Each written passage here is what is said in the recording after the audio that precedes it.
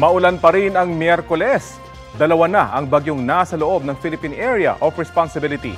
Ang bagyong Dante nasa Philippine Sea, habang ang bagyong tinawag na Emong nasa hilagang kanluran ng hilagang Luzon. Pinalalakas na mga ito ang hanging habagat. Dagdag pa ang isang LPA na nasa labas naman ng PAR. Ang iba pang detalye sa lagay ng panahon at sa sitwasyon sa mga binabahang lugar, abangan dito sa Balitang Hali. Magandang tanghali po. Oras na para sa maiinit na balita. Hanging habagat. Nagpapaulan pa rin sa malaking bahagi ng Luzon. State of calamity. Idineklara na sa ilang lugar kasunod ng kabi-kabilang pinsala. Bayanihan, ipinamala sa gitna ng kalamidad. Pinapayuhan ng mag-evacuate ang mga tao. Dingdong Dantes, nagbigay ng ilang mahalagang paalala. Pangulong Bongbong Marcos at US President Donald Trump nagpulong na sa White House. Taripang ipapato sa mga produkto ng Pilipinas, 19% na lang. That's how negotiations go.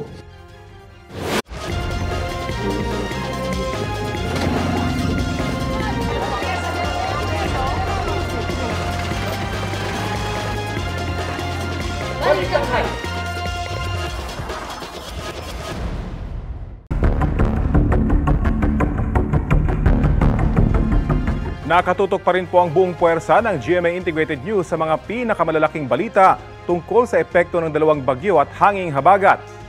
Si Joseph Morong ihahatid ang update sa inspeksyon ng MMDA sa mga drainage system. Nasa G. Araneta Avenue naman sa Quezon City rin si John Consulta. At mula naman sa GMA Regional TV, mag-uulat mula sa Dagupan City si CJ Turida. At nasa Iloilo, si Kim Salinas. Malaking balita rin po ang ipulong ni na Pangulong Bongbong Marcos at US President Donald Trump. Ihatid yan live ni Sandra Aguinaldo mula sa Washington, D.C. sa Amerika. Mainit-init na balita, dalawa na po ang bagyo sa loob ng Philippine Area of Responsibility. Ang low pressure area na nasa hilagang kanlurang bahagi ng Luzon ay tinatawag ng bagyong Emong. Ito ang nagpapaulan sa Cordillera Administrative Region, Ilocos Provinces, Batanes, Cagayan at Isabela. Ang bagyong Dante lumakas pa at isa ng tropical storm. Pinalalakas ng dalawang bagyo ang hanging habagat na nagpapaulan sa malaking bahagi ng bansa. Patuloy ring minomonitor ang LPA sa labas ng Philippine Area of Responsibility dahil mataas ang tsansa nitong maging bagyo sa susunod na 24 oras. Batay sa datos ng Metro Weather, halos buong Luzon pa rin ang ulanin sa mga susunod na oras. Uulanin din sa ilang panig ng Visayas at hilagang bahagi ng Mindanao. Mag-ingat po dahil posibleng moderate to intense rains na pwedeng magdulot ng landslide o magpalala sa baha. Tutok lang po sa Balitang Hali para sa ilalabas na 11 a.m. Bulletin ng Pag-asa kaugnay sa dalawang bagyo. Nagdeklara na ng state of calamity ang ilang local government unit dahil sa epekto ng bagyong Krising at hanging habagat. Kabilang sa mga isinalalim dyan ng Quezon City, Malabon, Kalumpit, Bulacan, pati na po ang lalawigan ng Cavite. Dahil sa pagdeklara ng state of calamity, magagamit na ng mga lokal na pamahalaan ang kanilang calamity funds. May patutupad din ang price freeze sa mga pangunahing bilihin. Inaasahan na rin magdeklara ng state of calamity ang lungsod ng Maynila at Dagupan, Pangasinan matapos itong irekomenda ng kanilang City Disaster Risk Reduction and Management Office. Sa nakalipas na 8 araw, mahigit 1,400,000 Pilipino na ang apektado ng masamang panahon. Base po yan sa datos ng NDRRMC mula sa pinagsamang hagupit ng bagyong Krising, hanging habagat at low pressure area sa loob ng bansa. Pinakamarami ang nasalanta sa Central Luzon, Negros Island Region at Ilocos Region. Sa mga apektado, mahigit 77,000 ang lumikas sa evacuation centers. Sa ngayon, 2 na ang kumpirmadong nasawi ayon sa NDRRMC. Isa sa Lanao del Norte at isa sa Surigao del Norte na parehong namatay dahil sa mga bumagsak na puno. 5 naman ang dinavalidate pa. Isa naman ang kumpirmadong sugatan habang may 2 nawawala. Pagdating sa infrastructure, mahigit kalahating bilyong piso na ang halaga ng pinsala. Mahigit 130 milyong pisong halaga ng produktong agrikultural naman ang napinsala. Samantala humupa ng baha sa malaking bahagi ng Marikina pero mailan pa ring nananatili sa evacuation center. Sa katabing bayan naman ng Cainta sa Rizal, pahirap pa ng biyahe ng ilang motorista at commuter. Ang mainit na balita hatid ni EJ Gomez. Dahil nakaranas ng malakas na ulan sa Cainta Rizal, abot binti pa rin ang baha sa Felix Avenue. Tanging malalaking truck na lang ang nakakadaanan dire-diretso. Pasado alas 3 ng madaling araw, baha pa rin dito sa kahabaan ng Felix Avenue sa Cainta. Ang talaga nakakadaan ng dire-diretso ay yung mga malalaking truck. Yung mga kotse naman, nagdadahan-dahan sa pagmamaneho. May ilang rider naman na pinili na lang patayin ang makina ng kanilang motorsiklo para itulak na lang ito at hindi tumirik sa baha. Ilang sasakyan ang hindi nangahas na suungin ng baha, nag-U-turn na lang. Pero ang ilan, sumugod pa rin. Masyadong mataas yung tubig po. Naalalayan ko lang yung makina para hindi masyado pasukan. Sobrang laking perwisyo kasi. Katulad yan, mag-uulan na naman. Di pa ako nakakapote tapos nagtaas ng baha. Ang ilang motorsiklo tumirik na sa daan. Hindi naman nagpatinag sa baha ang ilang residente at commuter sa pagsuong sa baha. Bumili po ako ng pares kasi gutom na kami dun sa bahay. Gawa nga ng baha. Ako lang mag-isa lumusong. Tiisan lang. Sa bagay kasi sanayan na sa lugar na kung bahain. Mahirap po. Oo. Buti na lang kayong tsinelas. Apo, meron naman po. Galing po akong work. Oo, tapos? Galing po sa Quezon City.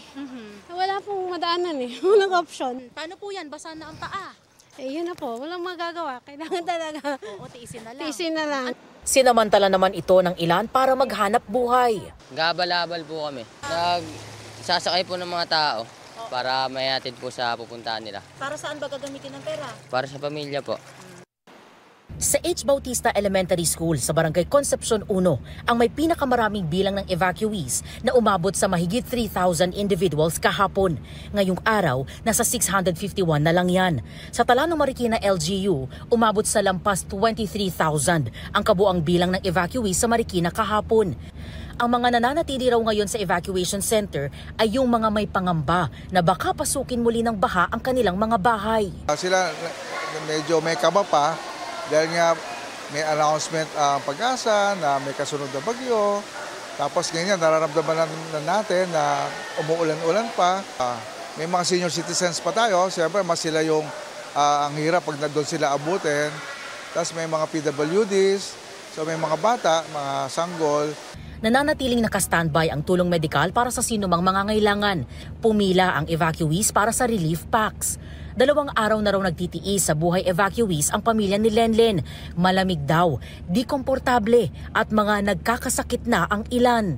Sobrang hirap po kasi sa ganitong sitwasyon, siksikan sa room. Gusto na po naming umuwi kaso nangangamba po kami. Gawa ng ito po tag-ulan-ulan pa tapos may parating pa pong bagyo.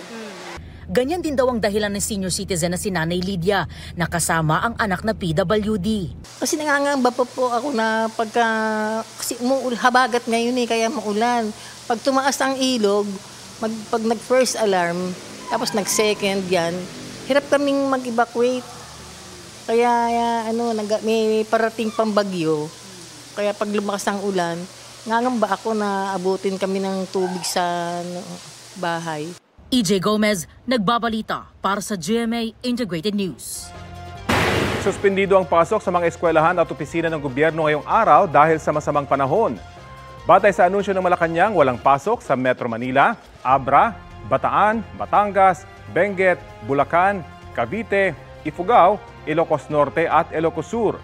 Gayon din sa La Union, Laguna, Mountain Province, Nueva Ecija, Nueva Vizcaya, Pampanga, Pangasinan, Rizal, Tarlac, Quezon at sa Zambales. Kanselado rin ang pasok sa Aklan, Albay, Antique, Camarines Sur, Capiz, Catanduanes, Guimaras at sa Iloilo.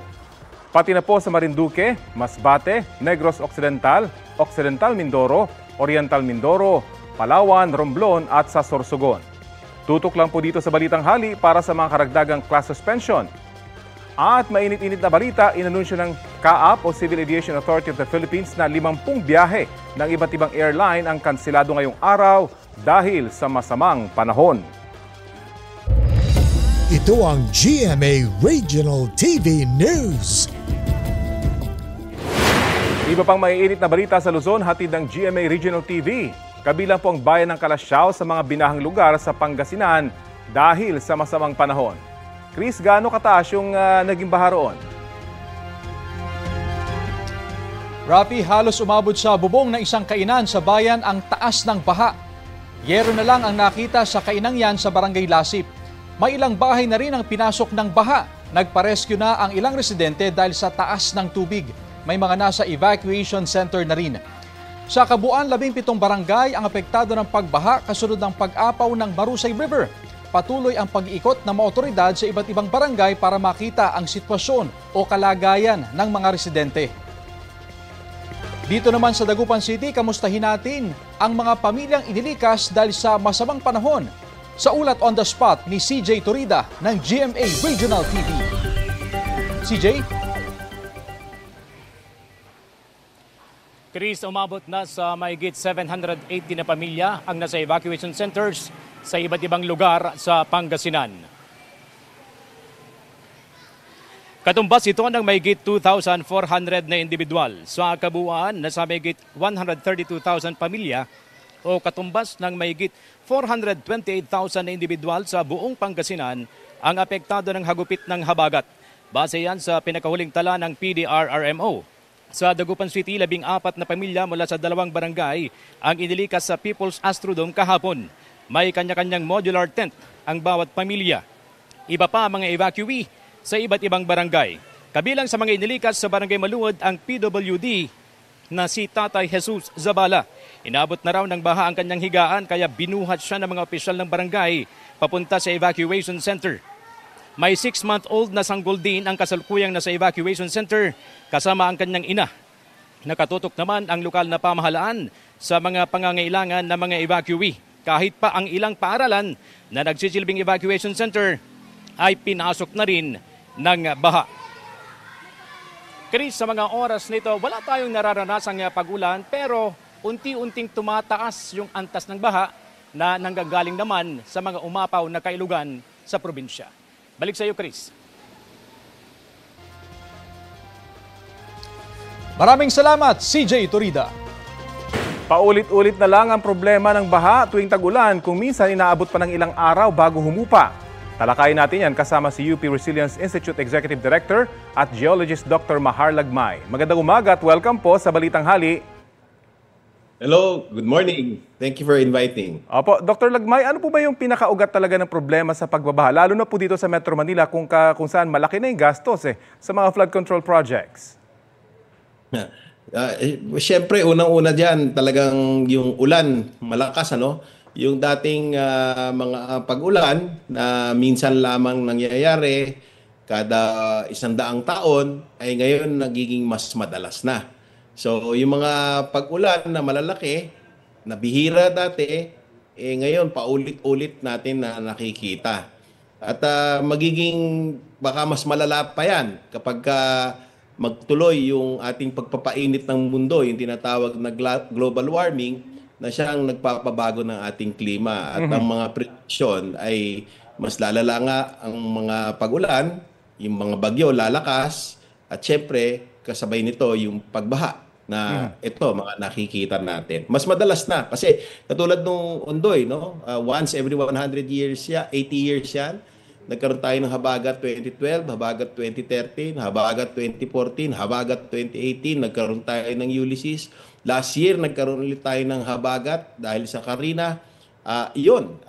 Mas madalas natin nakikita itong mga malakas na pag-ulan. Opo. At nakikita natin may mga manifestasyon. At bukod doon, siyempre pinalalala pa natin dahil ginawa na natin konkreto, urban jungle na ang Metro Manila, masikip na rin, tatapon tayo ng katakot-takot na basura, hindi makadalo yung tubig, ina-aspaltuhan natin, nilalagyan natin ng kalye yung mga sapa na tuyo, pero pag umulan ay tumataba, no? Nag-overflow. Gustong dumaan nung sapa na yon, yung tubig papunta sa kabilang parte ng kalye. At hindi yun mapipigilan. Masyadong malaki ang tubig. So, saan siya dadaan? Di sa ibabaw ng kalye. At ang daming kasong ganyan sa Metro Manila. And of course, yung basura nandyan pa. Yung mga engineering intervention po na ipinatutupad ng gobyerno, sinasabi nyo ba na hindi nakaka-cope dito sa nagbabagong klima natin ngayon? At naka-factor in ba talaga ito sa inyong pagkakaalam sa kanilang disenyo? Meron ako naisulat 10 years ago, no? Yung master plan na nakita ko na actually naging usapin nito 10 years ago. Parang yung tinututukan ay Marikina at saka San Juan River.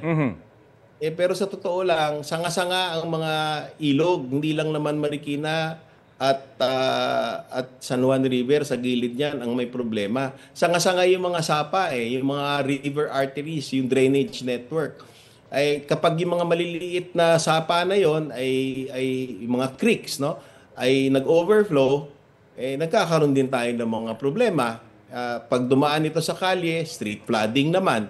At yun, ang mga nakikita natin ngayon na lumalabas sa social media. Sa inyo pong pagkakaalam, Dr. Lagmay, wala bang general plan na talaga na-factory lahat na ito? Sinasabi nyo kahit yung mga maliliit na creek, kahit na yung mga creek na natabunan na, hindi ba?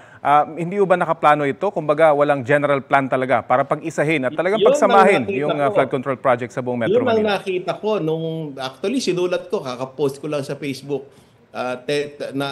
Nakita ko nga yung naisulat yung tumbok kasi ay Marikina River at saka San Juan River. Paano na lang yung mga ibang mga sanga-sanga na mga river arteries, yung mga maliliit na sapa. Kapag nag-overflow yan, meron din mga taong naapektuhan at marami din na naapektuhan.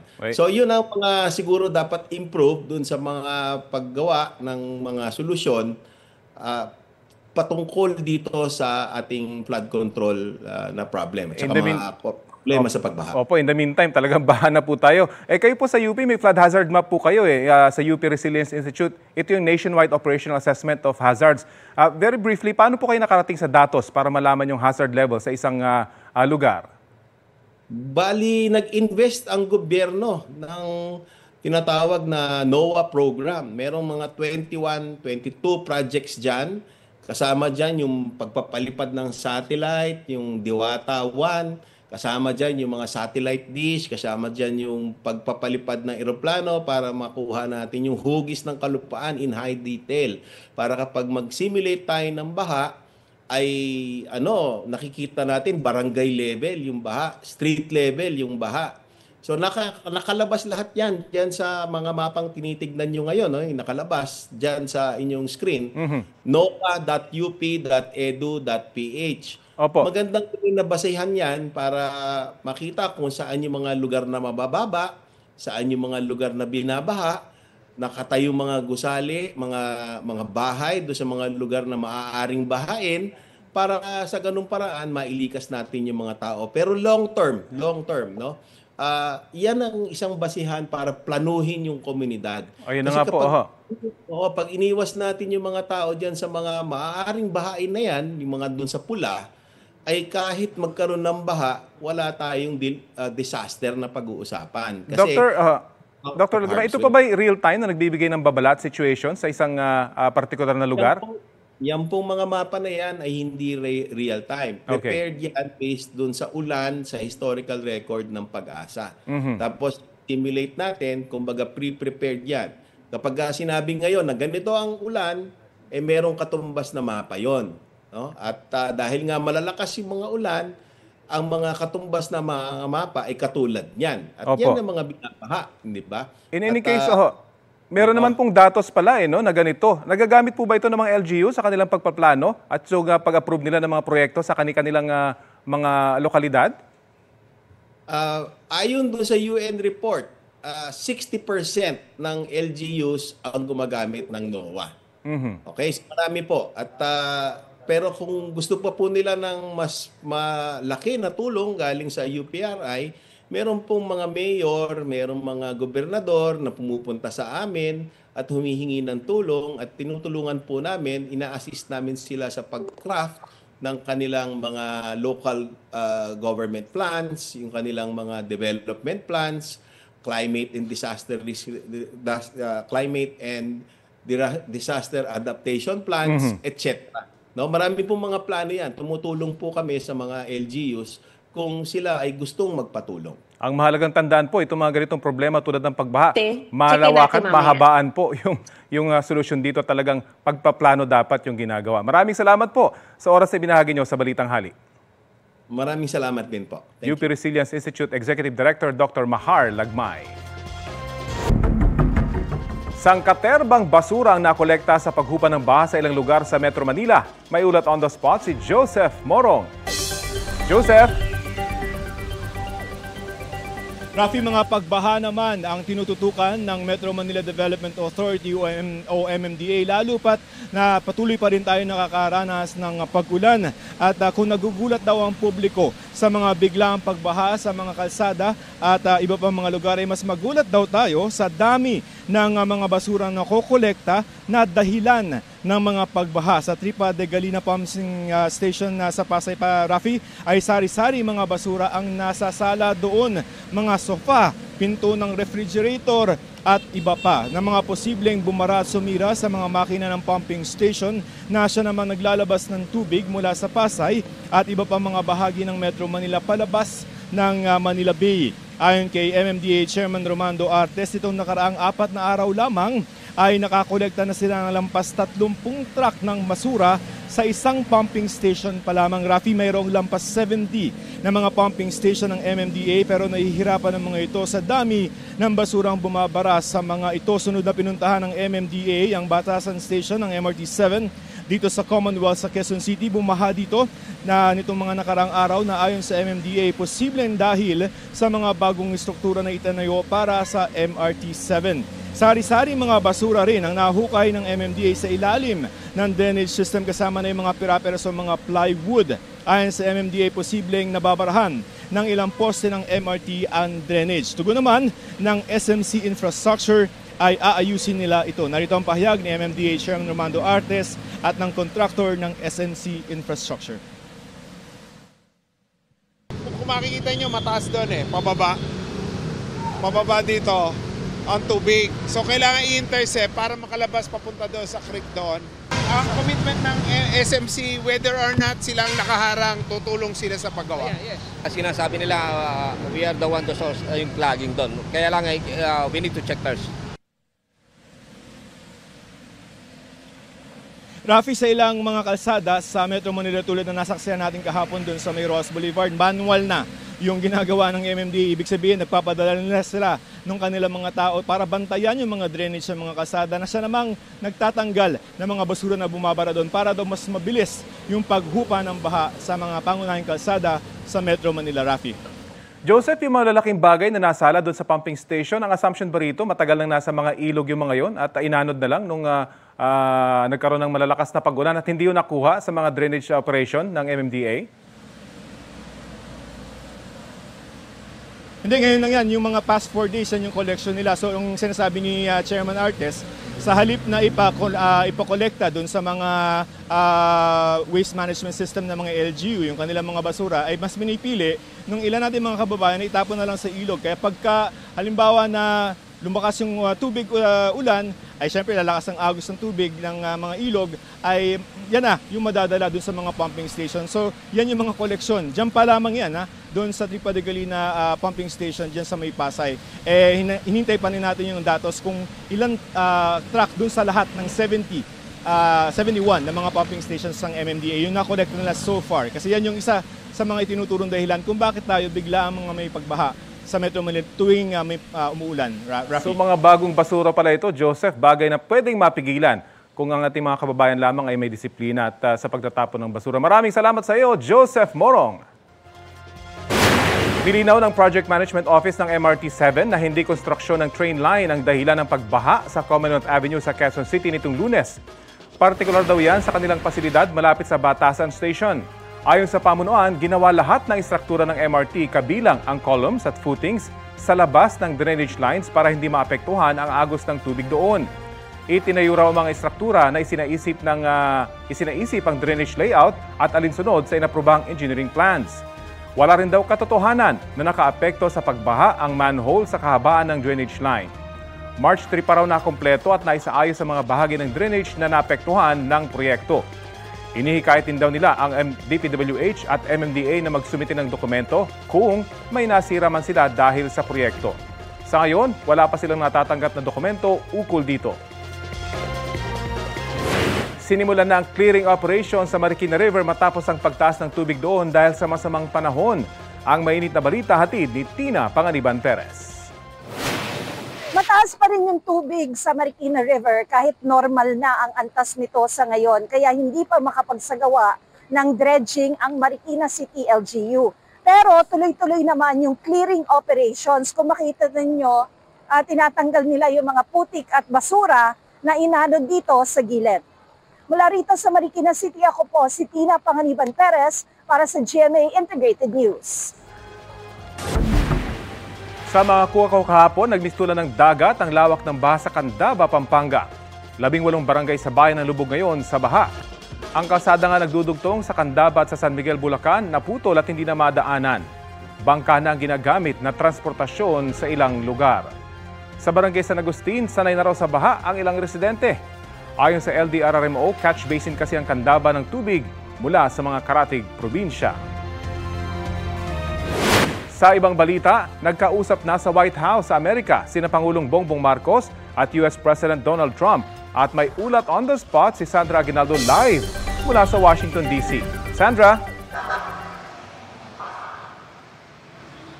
Yes, Rafi, magandang tanghali sa inyo dyan at dito naman po ay 11:31 PM na at kanina pong 4:42 PM ay umalis na po dito si Pangulong Bongbong Marcos pabalik dyan sa Pilipinas. Ibig sabihin po, 4:42 AM dyan sa inyo nung siya umalis dito pabalik na po sa Maynila at tinawag nga po niya na achievement o tagumpay yung naging resulta ng kanilang pag-uusap ni President Donald Trump ng Amerika kung saan napagkasunduan na mula 20% tariff ay magiging 19% yung taripa doon sa mga produkto ng Pilipinas na papasok dito sa Amerika. Narito po ang aking mainit na balita. Pagdating ni Pangulong Bongbong Marcos sa White House, sinalubong siya mismo ni US President Donald Trump. Dito natanong si Trump kung ano ang mensahe niya sa Pilipinas. Sir, your message to the people of the Philippines. Love them. You think you'll get a deal done today, sir? I think we will. Matapos nito, nag-meeting na ang mga lider ng Pilipinas at Amerika sa Oval Office, kasama ang ilang matataas na opisyal ng dalawang bansa. Matapos ang pulong, agad na nag-post si Trump sa kanyang social media na Truth Social at sinabing 19% na lang ang tariff ng Pilipinas imbes na 20%.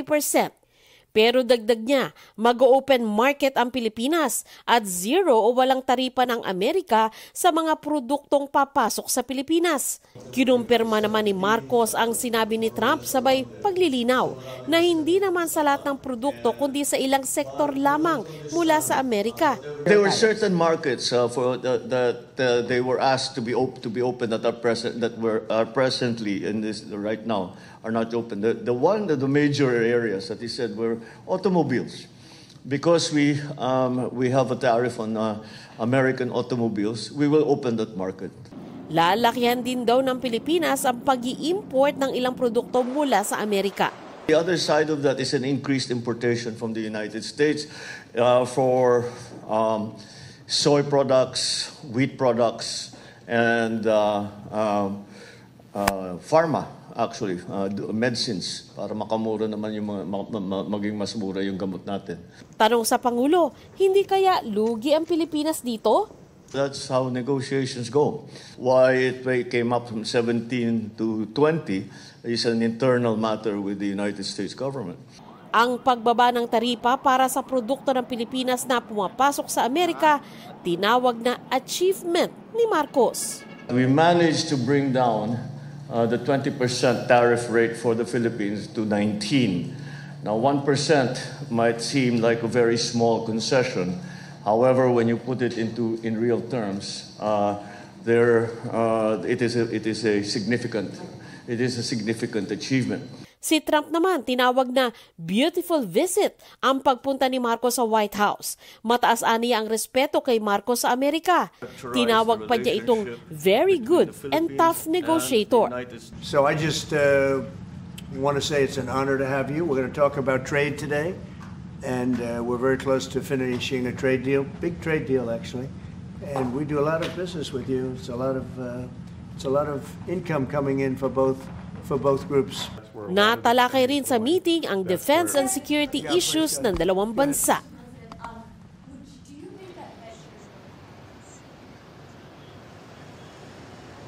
Rafi, at dun sa briefing kanina sa media ni President Marcos ay nagbigay pa siya na ilang updates doon sa baha na sa iba't ibang panig ng Pilipinas na nangyari, at siya nga daw ay nakatutok dyan habang siya ay naririto, at sinabi nga niya kasama na rin itong si Defense Secretary Gibo Teodoro na gagamitin yung ilang EDCA sites para doon sa relief operations na gagawin sa iba't ibang lugar. Partikular, nabanggit po ni Secretary Teodoro na meron ng naka-preposition na goods ang Pilipinas at maging ang Amerika.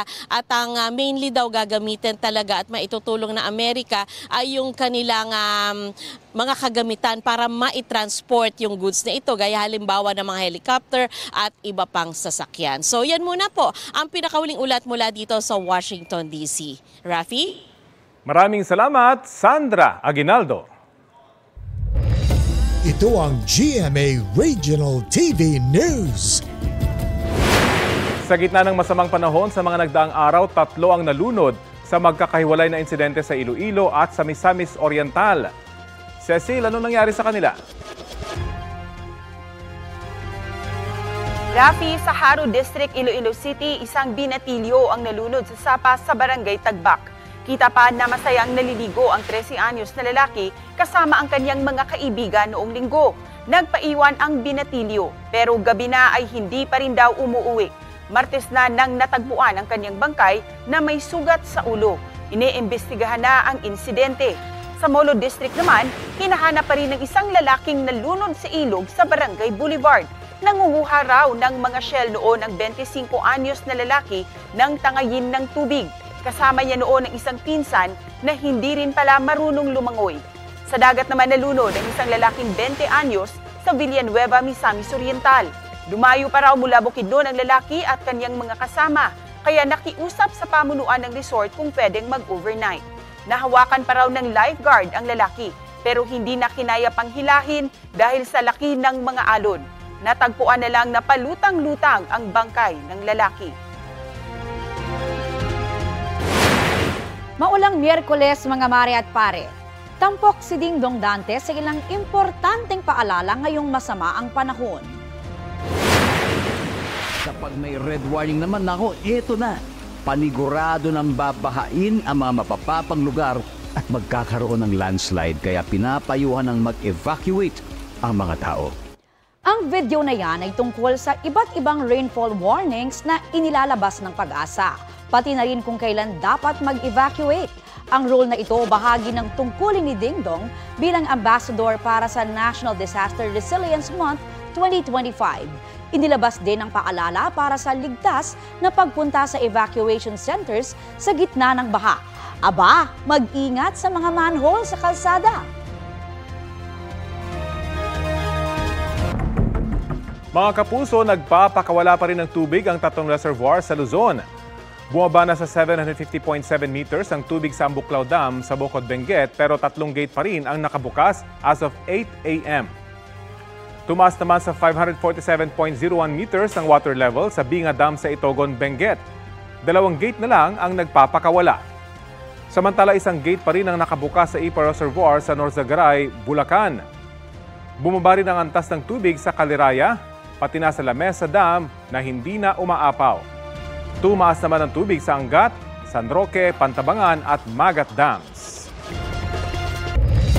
Ito ang GMA Regional TV News. Kumustahin naman natin ang sitwasyon ngayon sa Iloilo City. May ulat on the spot si Kim Salinas ng GMA Regional TV. Kim?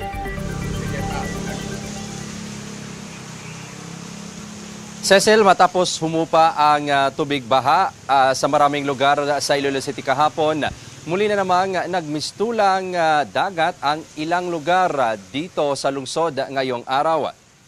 Gutter deep ang baha sa ilang lugar at kalsada sa Iloilo City. Kagaya na lang ng sitwasyon sa La Paz Plaza kung saan naging pahirapan ang pagtawid ng mga motorista. Ito ang resulta ng pagbuhos na malakas na ulan mula kanilang madaling araw. May ilang negosyante naman na kahit pinasok na ng tubig baha ang kanilang establishmento ay nagbukas pa rin. Ang kanilang dahilan, kinakailangan talaga para sa kanilang pang-araw-araw na gastusin. Sa datos ng Iloilo City Disaster Risk Reduction and Management Office, nasa 52 na barangay sa lungsod ng Iloilo ang binaha. Dagdag pa ng Iloilo City DRRMO, kahapon ay halos nakabalik na ang lahat ng mga nagsilikas na residenteng apektado ni Bagyo Krising sa kanilang mga bahay. Ngunit dahil sa muling pagbuhos ng ulan, dala ng habagat na pinalakas naman ni Bagyong Dante, may ilang bumalik sa evacuation centers. Bineberika pa ng Iloilo City DRMO ang bilang ng mga nagsilikas na residente. Pinapayuhan naman ang mga barangay official at mga residente na magpatupad ng preemptive evacuation kung sakaling tumaas ang level ng tubig sa kanilang lugar. Cecil, ayon sa Pag-asa, maaaring maging tropical storm ang Bagyong Dante pagdating bukas o sa Biyernes. Kaya pinapanatiling handa ang mga residente. Cecil? Maraming salamat, Kim Salinas. Veterans lang to.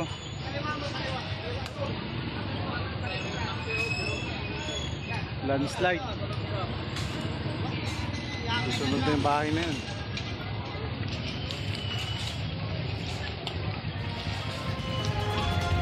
Go ahead, Maki. Sentence 3.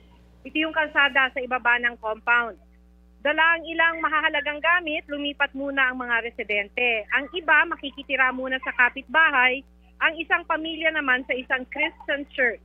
Ayon kay Barangay Kagawad Fred Marcelo, hindi muna papayagang bumalik ang mga pamilya habang malakas ang ulan. Matagal na raw umaapela ang mga residente na lagyan ng riprap ang bangin. Alam naman daw nilang delikado sa lugar pero gusto man daw nilang lumipat, wala namang pupuntahan. Hindi pa tinatanggal ang mga nakapatong na mga kawayan sa dalawang sasakyan. Nag-road clearing muna. Kailangan daw muna ng assessment ng city engineer. Baka pag ginalaw yung mga kawayan, magdulot ito ng landslide. Rafi? Maraming salamat, Maki Pulido.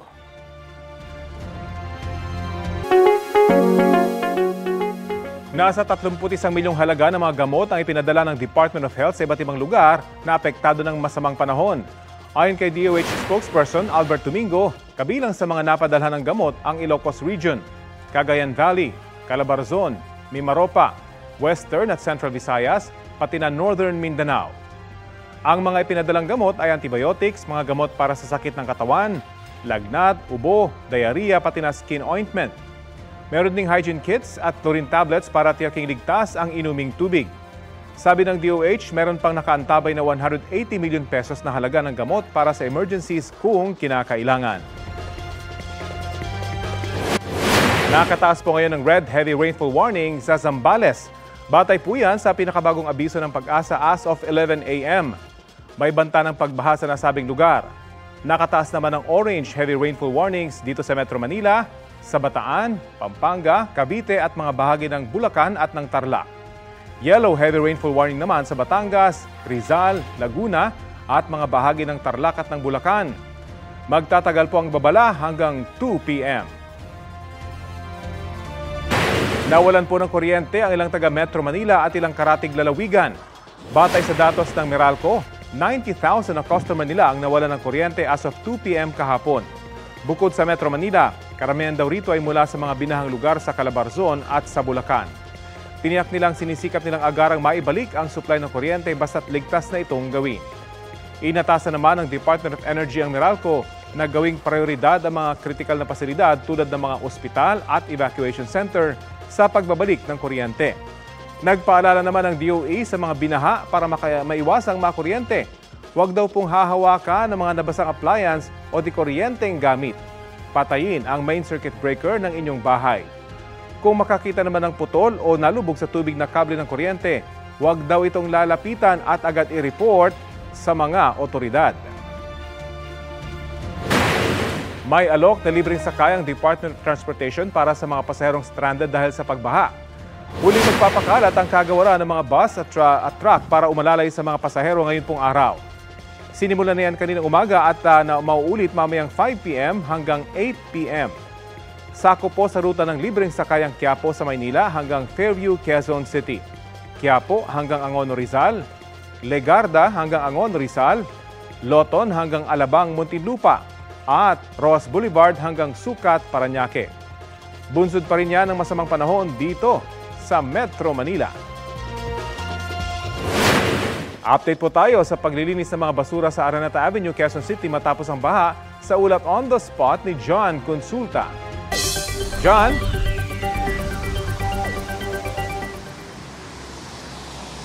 Rafi, paghupa nga ng baha dito sa may bahagi ng G. Araneta sa Quezon City ay sangkaterbang basura naman ang bumungad sa mga tauhan ng MMDA.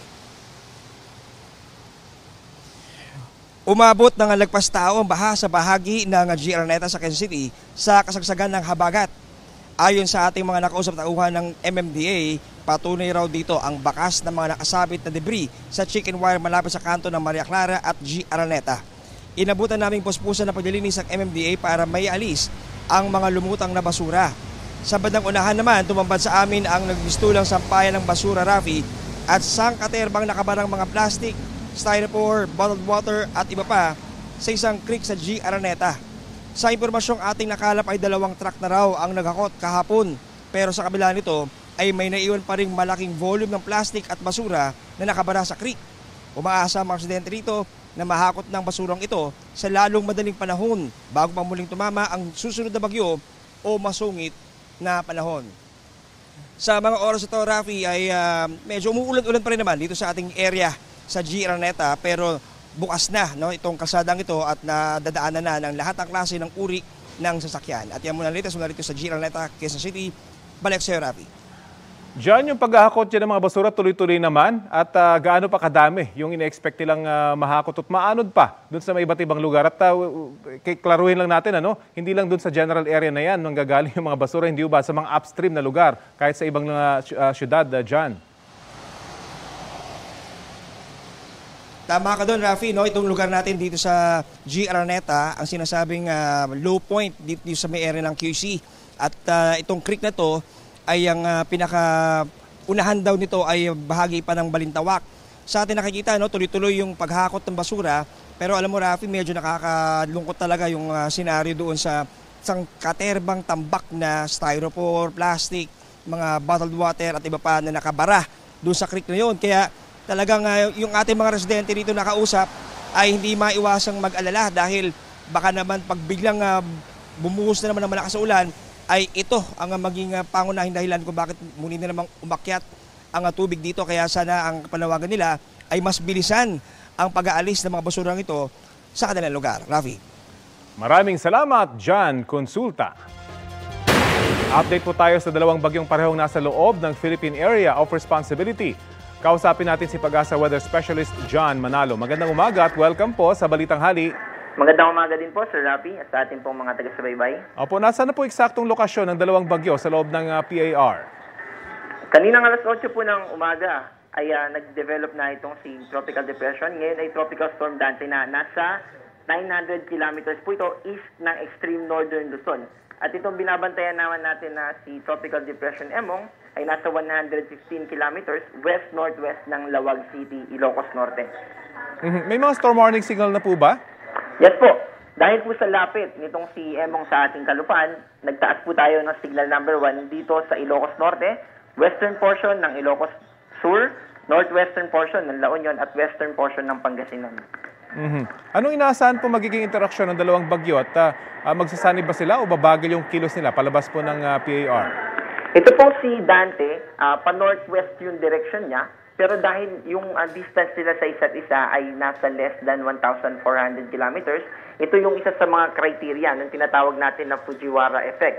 At dahil dito ay naapektuhan yung movement o yung paggalaw nitong si Emong. Kaya nakikita natin sa ating forecast track ay southwest ngayon yung movement nitong si Emong, and eventually pag alis ni Dante o pag further move niya northwestward, ay babalik naman itong si Emong. Parang ibig sabihin, 2 beses lalapit itong si Emong dito sa northwestern part ng Luzon, and eventually ay aakyat na itong si Emong. Pansin po natin dito sa inyong mapa, wala na yung makapal na kaulapan na nung mga nakarang araw ay nakabalot sa halos buong Pilipinas. Ito ba yung good news or inaasan pa nating kakapal pa yung ulap dito at hahatakin yung hanging habagat? Opo, ibig sabihin po niyan, nabawasan yung moisture at kaulapan. Pero that doesn't mean na mababawasan din po yung mga pag-ulan natin. Dahil yung epekto nitong pinagsama ng si Dante at si Emong, yung southeastern part nitong 2 bagyo na to, kung mapapansin natin, southwesterly pareho yung direction ng hangin nila. And yung habagat natin ay southwest din. Ibig sabihin, itong 2 bagyo na to ay palalakasin pa nila, magko-contribute ito sa paghila ng mas maraming moisture. Kaya asahan natin na magtutuloy-tuloy yung mga kaulapan na magdadala ng ulan dito sa atin, lalo na sa western part ng ating bansa. Okay, salamat po, Pag-asa Weather Specialist John Manalo. Samantala, pumayag ang Department of Public Works and Highways na aming makapanayam tungkol sa mga pagbaha sa Metro Manila, pero hindi po sila sumasagot sa aming mga tawag ngayon. Ito po ang Balitang Hali. Bahagi kami ng mas malaking misyon. Rafi Tima po. Kasama niyo rin po ako, Aubrey Carampel. Para sa mas malawak na paglilingkod sa bayan mula sa GMA Integrated News, ang News Authority ng Pilipino.